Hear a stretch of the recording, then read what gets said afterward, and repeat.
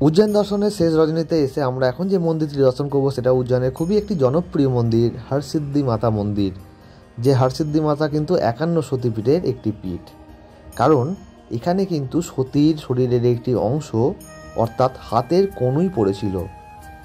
পৌরাণিক কাহিনী অনুযায়ী কথিত আছে যে চাঁদ এবং মুন্ড নামে দুই রাক্ষস এখানে আতঙ্ক সৃষ্টি করেছিল। একবার তারা দুজনই কৈলাস দখলের পরিকল্পনা যখন করেন তখন তারা দুজনে সেখানে যখন পৌঁছে যান সেই সময় দেবী পার্বতী এবং ভগবান শঙ্কর খেলায় ব্যস্ত ছিলেন। যখন তারা দুজনই জোর করে ভেতরে প্রবেশ করার চেষ্টা করে তখন শিবের নন্দীগণ দরজাতেই তাদের থামিয়ে দেন।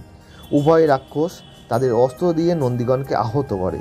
যখন ভগবান শিব এই কথা জানতে পারলেন তখন তাঁর চণ্ডী দেবীর কথা মনে পড়ল। আদেশ পাওয়ার পর দেবী তাৎক্ষণিকভাবে উভয় অসুরকে হত্যা করেন। তারপর সে শঙ্করজির কাছে এসে বিনয়ের সাথে হত্যার গল্পটি বর্ণনা করেন। শঙ্করজি খুশি হয়ে বলেন, হে চণ্ডী, তুমি দুষ্টদের বধ করেছ, তাই জনসাধারণের কাছে তোমার নাম হরসিদ্ধি নামে পরিচিত হবে। মহান সম্রাট বিক্রমাদিত্য সম্পর্কিতও কিন্তু একটি কিংবদন্তি আছে। এই স্থান নাকি তাঁরই তপস্যার স্থান। মন্দিরের পিছনের এক কোণে কিছু মাথা সিঁদুর মাখানো অবস্থায় রাখা আছে এবং বলা হয় এগুলো নাকি বিক্রমাদিত্যেরই মাথা। বিশ্বাস করা হয় যে মহান সম্রাট বিক্রম প্রতি 12 বছরে দেবীকে সন্তুষ্ট করার জন্য নিজের হাতে নিজের মাথাকে উৎসর্গ করতেন।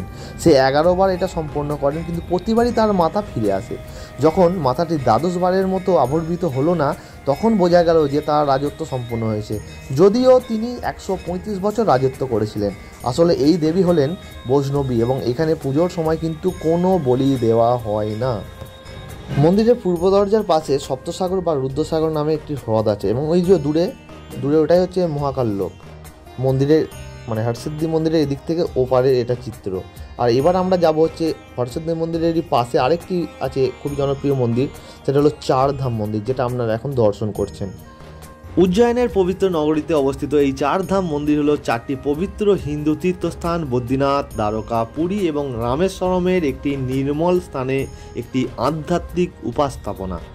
এই চমৎকার মন্দির কমপ্লেক্সটি সমৃদ্ধ হিন্দু সংস্কৃতির একটি প্রমাণ এবং আধ্যাত্মিক অন্বেষণকারীদের জন্য এটি একটি ঐশ্বরিক গন্তব্য হিসাবে কাজ করে। এই চারধাম যাত্রা, যা ঐশ্বরিক 4টি আবাসের যাত্রা হিসাবেও পরিচিত। এটা বিশ্বাস করা হয় যে এই 4টি মন্দির পরিদর্শন করলে সমস্ত পাপ ধুয়ে যাবে এবং জন্ম ও মৃত্যুর যে চক্র সেটা থেকে কিন্তু মুক্তি পাওয়া যাবে। সবাই এই কঠিন যাত্রা করতে পারে না, যার মধ্যে আবার দেশের বিভিন্ন কোণে ভ্রমণ করতে হয়। উজ্জয়নের চারধাম মন্দিরটি একটি ওয়ান স্টপ গন্তব্য হিসাবে কাজ করে, যেখানে ভক্তরা দূরে ভ্রমণ না করেই 4টি ধামের ঐশ্বরিক শক্তি এবং আশীর্বাদ অনুভব করতে পারে। মন্দির কমপ্লেক্সটিতে 4টি পবিত্র মন্দিরের প্রতিলিপ সম্পন্ন করা আছে, যেখানে তার দেবতা তার নির্ধারিত স্থানে বাস করে। এই মন্দিরের স্থাপত্য একটি দর্শনীয় এবং তাৎক্ষণিকভাবে দর্শনার্থীদের বদ্রীনাথ, দ্বারকা, পুরী এবং রামেশ্বরমের পবিত্র আবাসস্থলে নিয়ে যায়।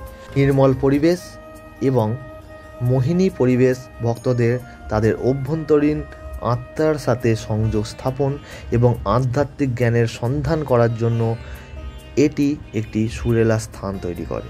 ফলে ভালো থাকবেন, সুস্থ থাকবেন। দেখা হবে অন্য মন্দিরে অন্য ভিডিওয়। জয় জগন্নাথ, জয় মাতা হরসিদ্ধি।